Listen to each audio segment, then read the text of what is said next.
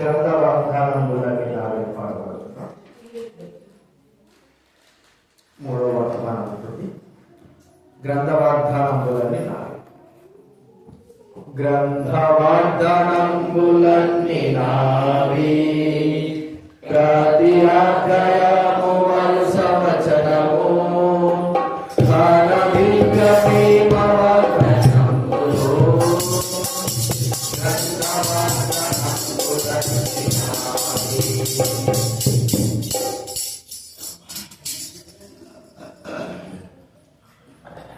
ప్రార్థన చేసుకుందా.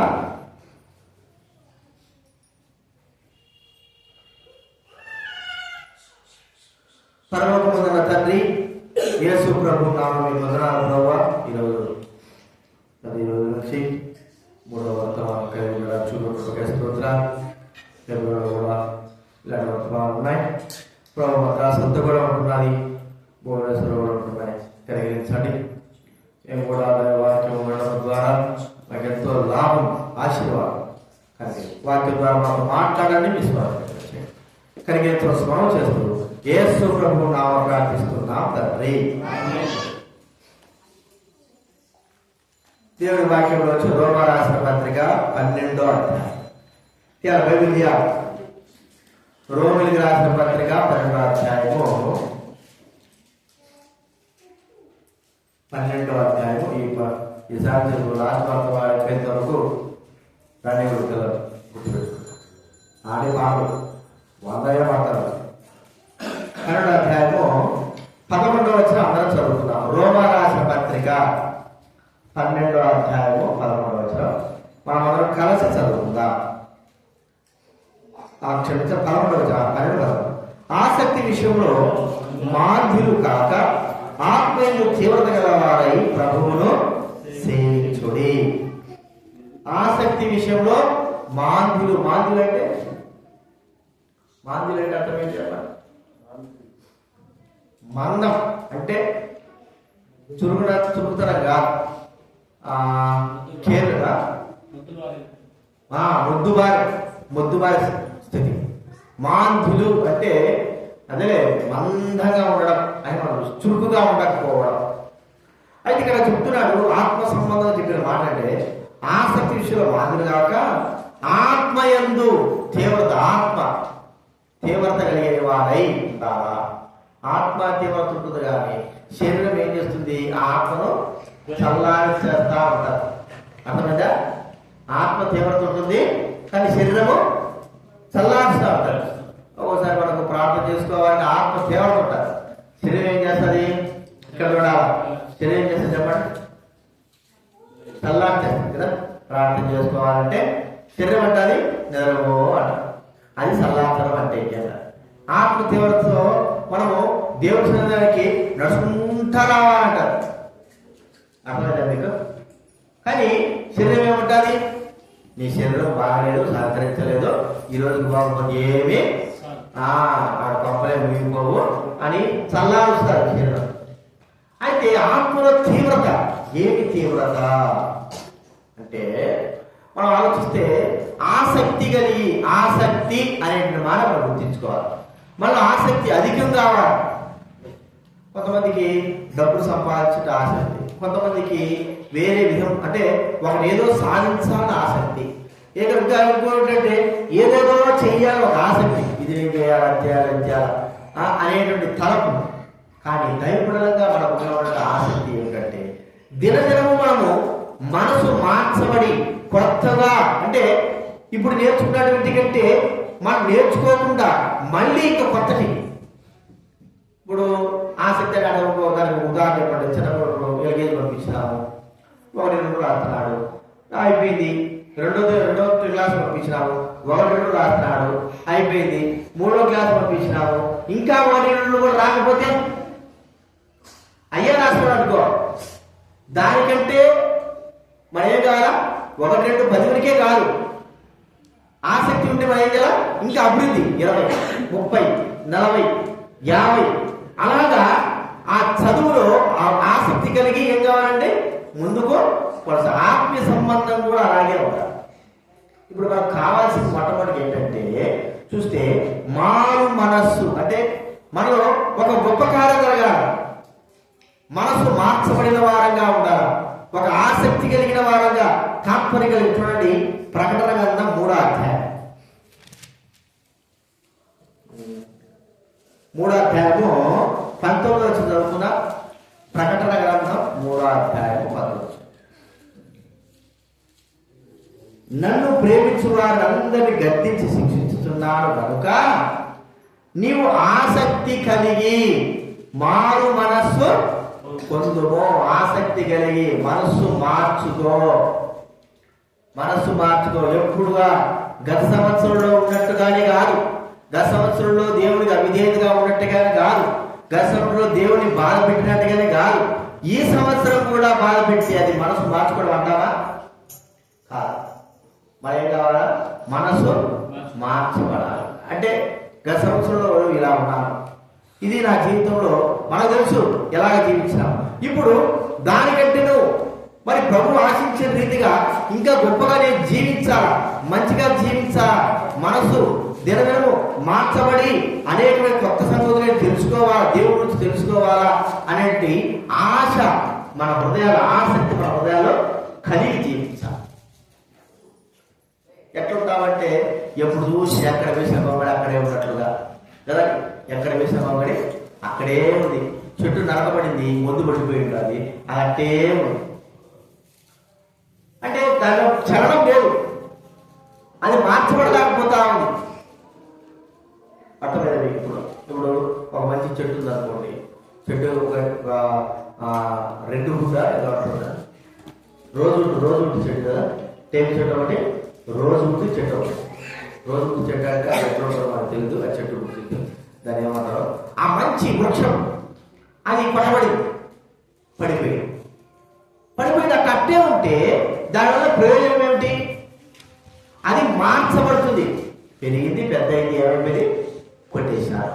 పడిపోయిన తర్వాత మార్చబడడం అర్థం ఏంటంటే అది దాని రూపురేఖకి మిషన్ కాడ తీసుకొని పోవాలా, చక్కగా దాన్ని కొయ్యాలా, అన్ని ఏదైతే సిద్ధపరచుకోవాలనుకుంటున్నాడో ఒక వ్యక్తి ఆ రీతిలో దాన్ని సిద్ధపరిచి దాన్ని ఏం చేయాలా, అలాగే సెట్ చేసినప్పుడు పట్టబడిన ముద్దులో నుంచి ఒక అందమైనటువంటి ఒక టేబుల్ కానీ, ఒక మంచం కానీ, ఒక విలువైన దానికి మన షాపుడు పోయిన సువార్త కోసం పోయిన 22వ తేదీ అనుకుంటా, సువార్త పోతే ఆ లోపల రెడ్వుడ్తో తయారు చేసిన పులిపీఠం, రోజు వుడ్తో తయారు చేసిన పులిపీఠం చాలా టేబుల్ చెక్క కంటేనూ విలువైనది. టేబుల్ చెక్కే విలువైతే దానికి మించి విలువైన. మొన్న రాజపేట టేబుల్ దగ్గర పోతే అక్కడ పెద్ద మందిరం టేబుల్ చెక్కతో కట్టారు. ఏది ఈ పులిపీఠం ఎంతే ఉంటుంది, 4 ఉంటారు. అది అది ఒకటి బల్లతో తయారు చేసేది. దాని విలువ ఎంత ఉంటుంది చెప్పండి? ఒకవేళ మీరు గెస్ట్ చేస్తే ఎంత ఉంటుంది విలువ? గెస్ట్ చేస్తే టేబుల్ చెక్కతో కట్టిందా చెప్పండి, విలువ ఎంత చెప్పండి? ఇంత టేబుల్, తర్వాత బల్లతో తయారు, బల్లకు ఒకటి 2 పెట్టెలు, చందా పెట్టెలు, ఎంత ఉంటుంది? 1,00,000 రూపాయలు అంతేనా?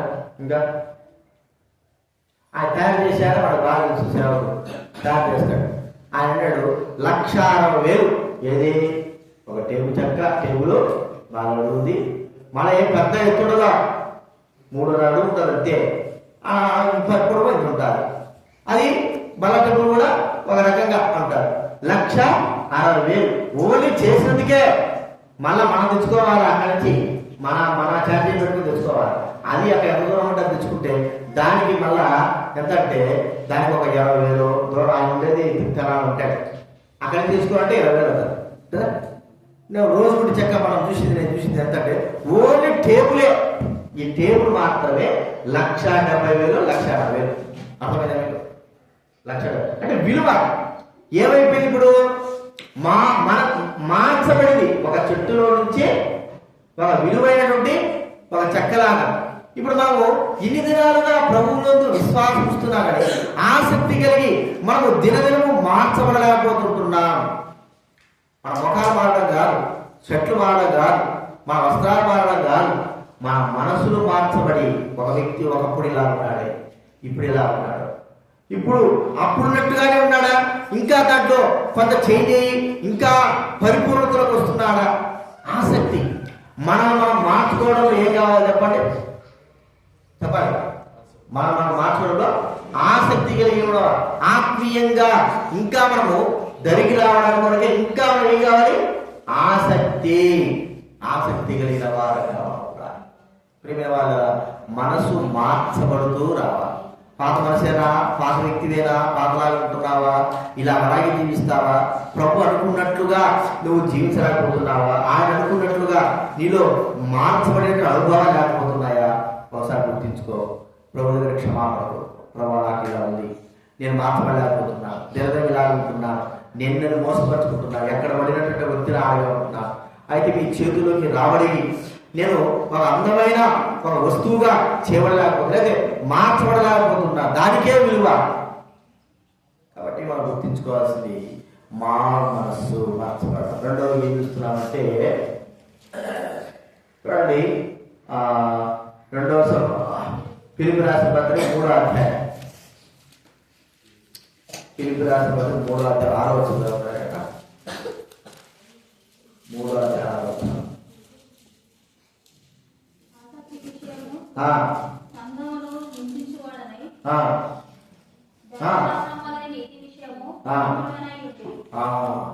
ఇక్కడ రెండోదిగా ఏమిటి ఆసక్తి అంటే, ఒకప్పుడు ఏం చేస్తూ వచ్చాడు అపోస్తలుడైన పౌలు? సంఘాన్ని హింసిస్తూ వచ్చాడు. ఆసక్తి కలిగి సంఘాన్ని హింసిస్తూ వచ్చాడు. ఇప్పుడు ఆసక్తి కలిగి సంఘం కొరకై తనకు తానే అర్పణగా బలిగా చేసుకున్న వ్యక్తిగా మనం చూస్తా ఉంటాం. సంఘం కొరకు యేసు ప్రభువు వారు సంఘం కొరకు ఏం చేశాడు చెప్పండి? ఆయన తన స్వరక్తం ఇచ్చి కొన్నటువంటి సంఘం. ఒకప్పుడు అపోస్తలుడైన పౌలు సంఘం కొరకు ఏం చేస్తూ వచ్చాడు? ఆసక్తి కలిగి నష్టం చేస్తూ వచ్చాడు. ఇప్పుడు అదే సంఘములకు ఏ కావాలి? ఇప్పుడు సంఘము నిమిత్తమై నష్టపడాలా, సంఘం కొరకై తను బాధపడాలా, సంఘం కొరకై అంటే వాడు ఏమంటే ఒకప్పుడు కీడు చేసేవాడు సంఘానికి, ఇప్పుడు కీడు కాకోకుండా మేలు చేసే వ్యక్తిగా మనము, అంటే కీడు కంటేనో మేలు చేసి సంఘం కొరకై ఆసక్తి కలిగి జీవించడము. చూడండి, 1 పేతురు రాసిన పత్రిక 3వ అధ్యాయం 3వ అధ్యాయం 13వ వచనం. 1 పేతురు రాసిన పత్రిక 3వ అధ్యాయం 13వ వచనం. మీరు మంచి విషయంలో ఆసక్తి గలవారైతే, మీకు హాని చేసేవాడు ఎవరంటే? మంచి విషయాల్లో ఆసక్తి కలిగి ఉంటే మనకి ఎవరు హాని చేస్తాడు? ఎవరు కూడా హాని చెయ్యడు. చూడండి, కొన్నిసారి ఎట్లుంటారంటే ప్రజల కొరకు ఇప్పుడున్న పరిస్థితి ఏంటంటే ప్రజలు సంతోషపెట్టడానికి లోకస్తులైన వారు సంఘాలను పరిచయను నష్టం చేయడానికి ఇష్టపడతా ఉంటారు.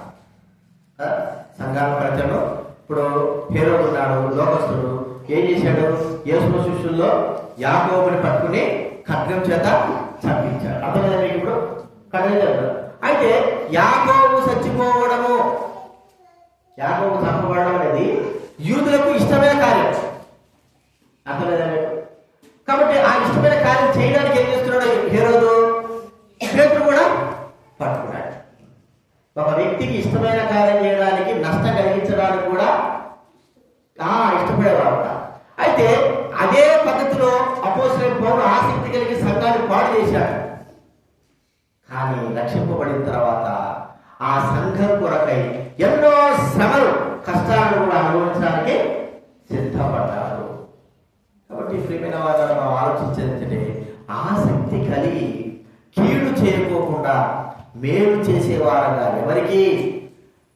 దేవుని సంఘానికి మేలు చేసేవారంగా ఉంటారు. ఒకప్పుడు కీడు చేస్తూ దేవుని సంఘాన్ని నాశనం చేస్తూ పాడు చేస్తున్నటువంటి అపోస్తలుడైన పౌలు ఇదిరాన సంఘం కొరకు, ప్రభు కొరకు, ప్రజల కొరకు తను ఎంత శ్రమైన దేవుడి కొరకు, సంఘం కొరకు ఎంత శ్రమైన అనుభవించడానికి సిద్ధమైన వారుగా ఉన్నాడు. అది ఆసక్తి. మేలు చేయడానికి ఆసక్తి కలిగిన వారంగా, కీడు చేయడానికి. సంఘానికి మేలు చేస్తావా, కీడు చేస్తావా? చెప్పండి. కీడు చేయడమా, మేలు చేయాలా? మేలే చేయాలి కదా. మరి ఆ మేలు చేసినప్పుడు మనకేమన్నా నష్టం కలుగుతారంటే కావచ్చు, లేకపోతే మనకేమన్నా బాధ కలుగుతుంటే కావచ్చు. అయినప్పటికీ మనం ఏం చేయాలి? సంఘానికి మేలే చెయ్యాలి. ఇది ఆసక్తి కలిగిన వారంగా మనం చేయవలసిన కార్యం. రెండవదిగా చూస్తున్నాం. మూడవది మనం చూస్తా ఉంటే 69 కీర్తన గ్రంథం 69వ అధ్యాయం. కీర్తన గ్రంథం 69వ అధ్యాయం 9. చదవండి.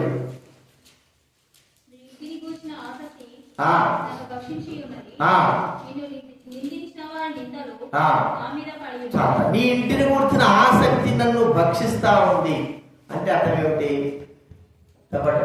దేవుని మందిరాన్ని గురించిన ఆసక్తి మనలో అధికంగా.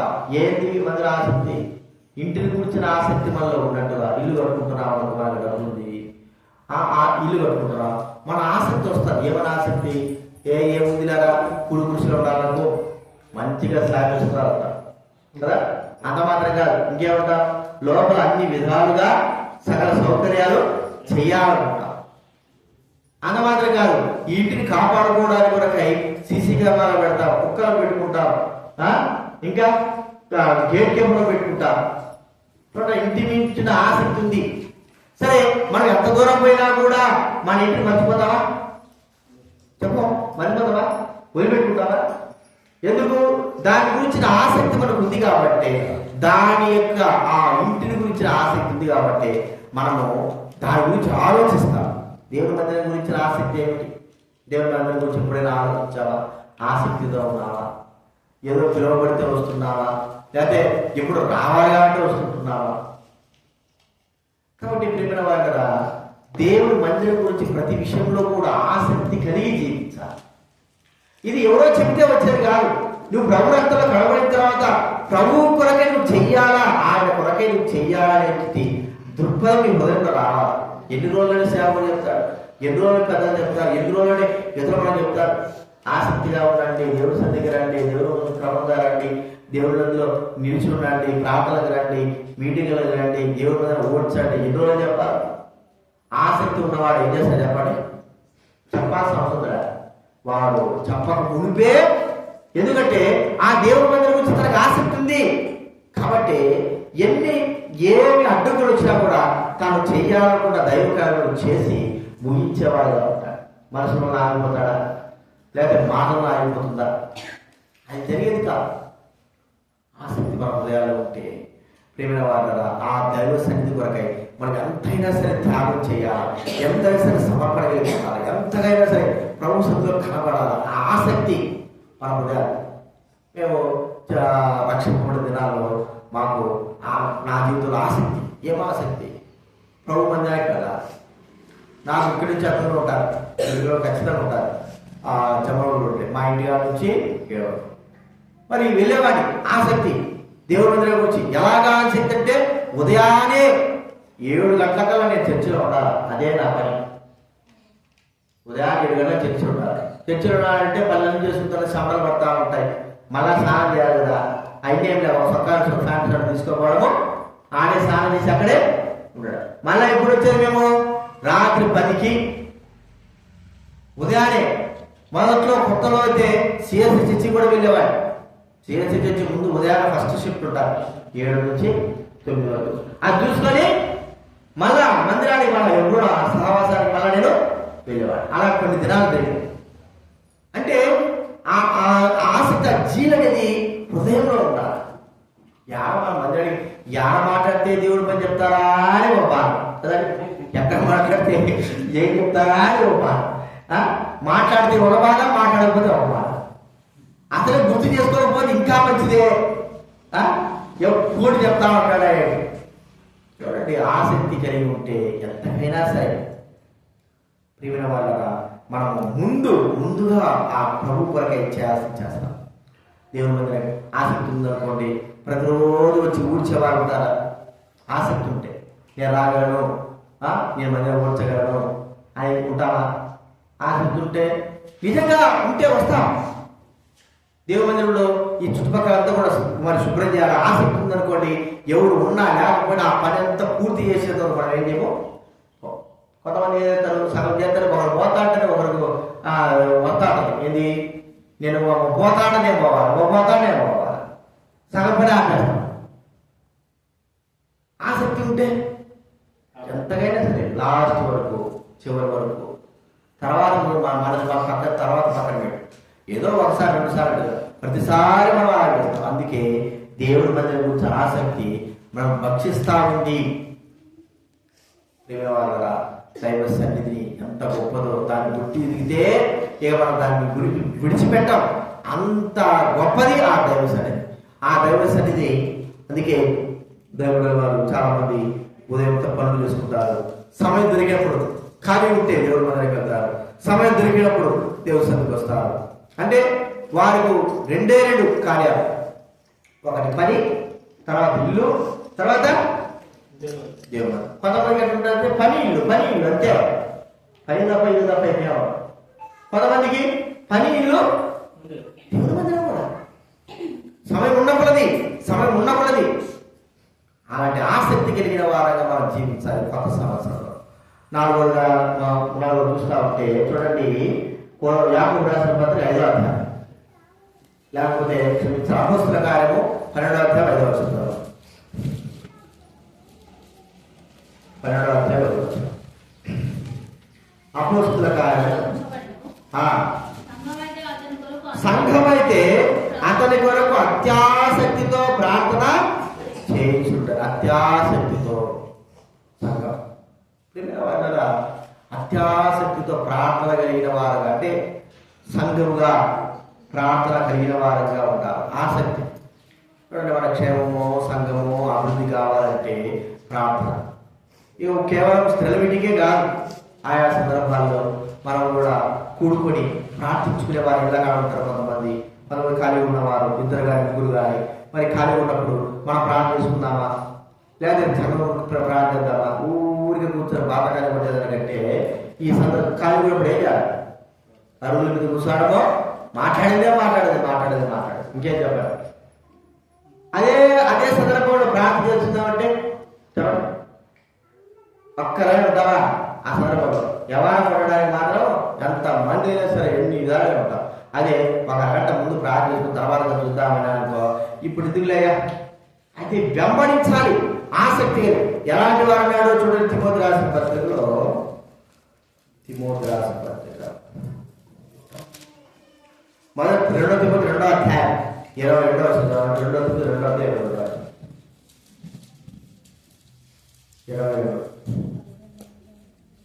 22 తిమోతి 2వ అధ్యాయం 22వ వచనం చదవండి. పారిపోము,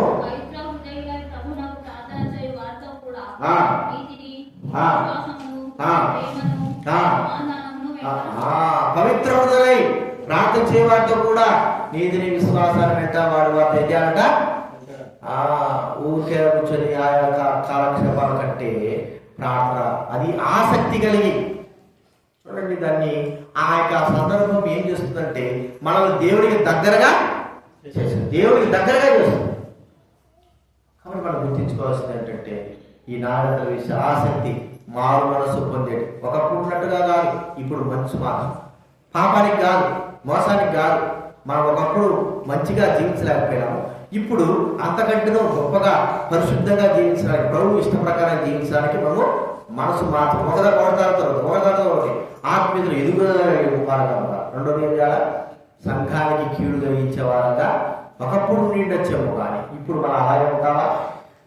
లోకసైన వారు ఒకప్పుడు సంఘాన్ని కీడు కలిగేసేవారు. అపోస్తలుడైన పౌలు తను ప్రభు నమ్మిన తర్వాత ఇప్పుడు సంఘం కొరకై ఎంత శ్రమైనా అనుభవించడానికి సిద్ధమైన వాడిగా ఉంటున్నాడు. 3వ చూసినా ఆసక్తి కలిగి మందిరం విషయంలో ఉంటాడు. మందిరం ప్రేమించడం, మందిరం కొరకై జీవించడం, మందిరంలో నిలిచి ఉండడం. చూడండి, ఆ యొక్క అన్న విధవరాలు సుమారు 20 సంవత్సరాల పైబడిన దేవుడి మందిరంలో ఉంటూ ఆమె దేవుడి సేవ చేస్తూ వచ్చింది. ఆసక్తి, నాకు దేవుడి మందిరంలో ఉండాలా. వాస్తవానికి ఆ యొక్క వయసు ఎలాంటిది చెప్పండి.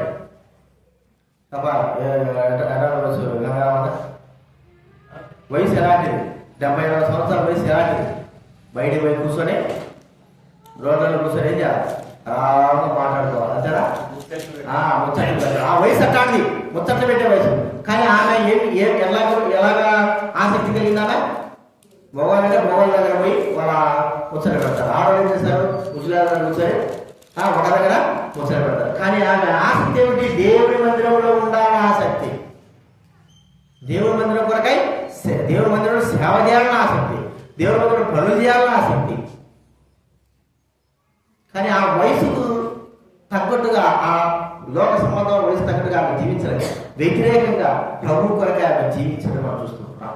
4వది చూసుకొచ్చా చెప్పండి, ప్రార్థన ఆసక్తి కలిగి, ప్రార్థన సహవాసం, ఊరికి ముచ్చట్లు పెడతాడు తిరుగుబడి చేసేదాకంటే ప్రార్థన సమయం ఉందా, కొద్ది ఇద్దరు కూర్చొని ప్రార్థన, సంఘం కొరకు, పరితిరుగుడు, మన కొరకు ప్రార్థన చేసుకోవడం.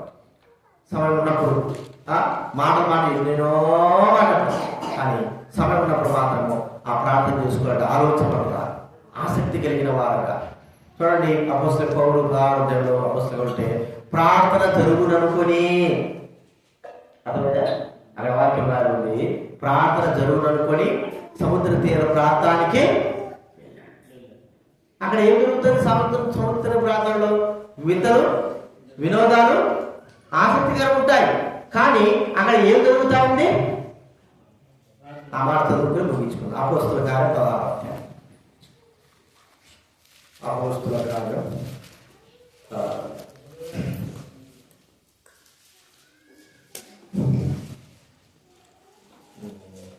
13వ చదవండి. అపోస్తలుల కార్యం 16.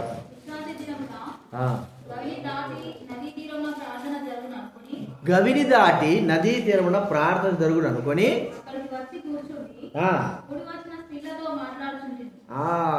కూడి వచ్చిన స్త్రీలతో ఏం చేస్తాడంట అంటే, ఏం జరుగుతుంది అక్కడ, ఏం జరుగుతుంది అనుకున్నాడు, ప్రార్థన జరుగుననుకొని.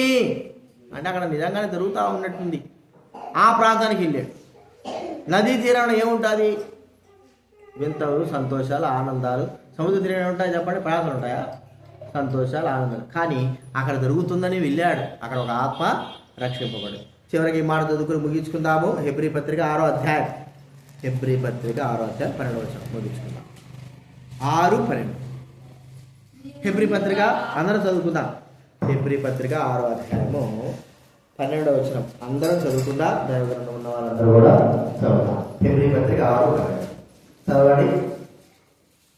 మీరు మందులు కాక విశ్వాసం చేతను, ఓర్పు చేతను వాగ్దానం స్వతంత్రించుకున్న వారిని కోరి నడుచుకున్నట్లుగా మీలో ప్రతివాడును మీ నిరీక్షణ పరిపూర్ణము నిమిత్తము మీరిది వరకు కనపరిచిన ఆసక్తిని తుదమట్టుకు కనపరచవలని అపేక్షించుచున్నా. మీరు ఇది వరకు కనపరిచిన ఆసక్తి ఏం చేయాలంట, ఎప్పటి వరకు ఉండాలా, తుదమట్టు కంటే చెప్పుగా శ్రేణిగా, తుదమట్టు కంటే చివరి వరకు. ఏ చివరి వరకు, మన మరణపు ఎప్పుడైతే ఆరంభించిన ఇలాంటి ఆసక్తిని అది చివరి వరకు కూడా మనము కొనసాగాలని ప్రభువులతో మాట్లాడుతూ విషయాలు జ్ఞాపకం మనం మన జీవితాన్ని ప్రభువుకు అర్పించుకున్నాం. పాడు లేచినబడి